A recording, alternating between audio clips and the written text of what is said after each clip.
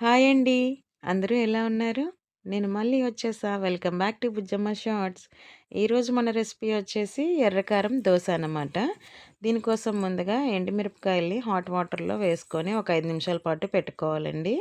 తర్వాత ఒక మిక్సీ గిన్నె తీసుకొని వెల్లుల్లిపాయలు, జీలకర్ర, చింతపండు, ఉల్లిపాయలు, కొంచెం సాల్టు, ముందుగా వేడి నీటిలో వేసి పెట్టుకున్నటువంటి ఎండుమిర్చిని కూడా ఇందులో వేసుకొని ఇలా పేస్ట్ చేసుకొని ఇక్కడ చూపిస్తున్నట్టు విధంగా ఆయిల్ హీట్ అయిన తర్వాత తాలింపు దినుసులు వేసుకొని పోపు పెట్టుకోవాలండి. అంతే ఎర్రకారం తయారైపోయినట్టే.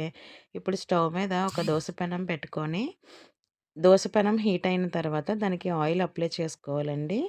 తర్వాత ఇప్పుడు చూపిస్తున్నట్టుగా దోసని మంచిగా క్రిస్పీగా రావాలంటే పలుచగా వేసుకొని ఈ రకంగా మీడియం ఫ్లేమ్ మీద పెట్టుకొని టైం తీసుకొని దోసని కాల్చుకోవాలండి.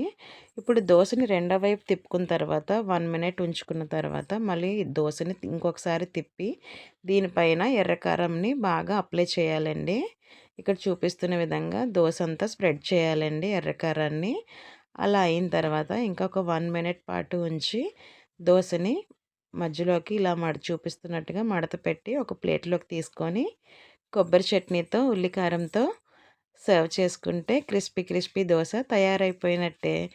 దోస పిండి రెసిపీ మీకు కావాలనుకుంటే మన ఛానల్లో ఆల్రెడీ ఉందండి. చూసి ఎవరికైనా నచ్చితే మీరు కూడా తయారు చేసుకోండి. టేస్ట్ అయితే చాలా బాగుంది. Please subscribe.